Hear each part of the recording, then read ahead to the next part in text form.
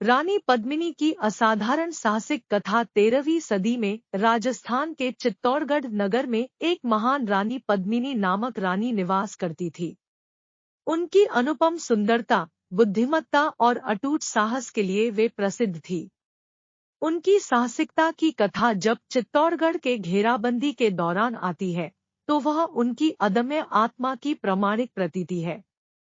1303 में दिल्ली के निर्दयी सल्तनतकार अलाउद्दीन खिलजी ने अपनी नजरें मेवाड़ के बड़े संरक्षणकर्ता और चित्तौड़गढ़ के महान दुर्ग पर डाली। खिलजी अपनी शक्ति की इच्छा से प्रेरित और रानी पद्मिनी की सुंदरता के किस्सों से मोहित होकर अपनी सेना को चित्तौड़गढ़ के राज्य और उसकी रानी दोनों का मालिक बनाने का निश्चय ले आए। जब शत्रु सेना दुर्ग को घेर लेने लगी, चित्तौड़गढ़ के बहादुर सैनिकों ने अपनी धर्म संवर्धन की प्रतिज्ञा में टिके रहने की संकल्प ले ली। मेवाड़ के राजा रतन सिंह, जो मेवाड़ के राजा और रानी पद्मिनी के पति थे, ने सेना का नेतृत्व करते हुए अद्वितीय साहस और युक्तिसंगति का प्रदर्शन किया। हालांकि उनके शौर्यपूर्ण प्रयासों के बावजूद दुश्मन सेना आगे बढ़ती रही और दुर्ग की दीवारें तोड़ने की धमकी दे रही थी। परिस्थिति की गंभीरता को समझते हुए रानी पद्मिनी ने अपनी ही हाथों में काम लिया। उन्होंने दुश्मन को बहकाने और अपने लोगों के मनोबल को बढ़ाने के लिए एक बड़ा पगड़ी का जुलूस आयोजित करने की योजना बनाई।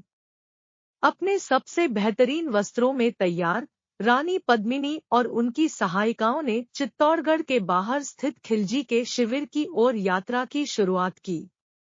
जैसे वे नजदीक आती गई, उनकी सुंदरता की प्रतिबिंबित छाप एक बड़े झील की सतह पर नाचती रही। यह नजारा इतना मोहक था कि लड़ाकू सल्तनत के सुलगते हुए सुरमे भी इसके सामर्थ्य से व्याकुल हो गए।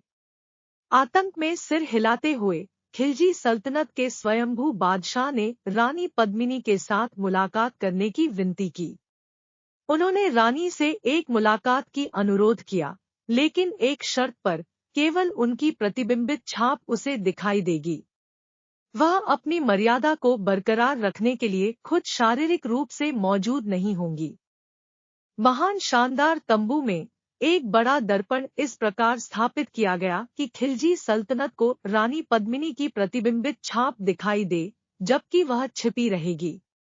सल्तन दर्पण की ओर बढ़ा। अपने दिल में आवेश के साथ उन्होंने प्रतिबिंब को छूने की कोशिश की।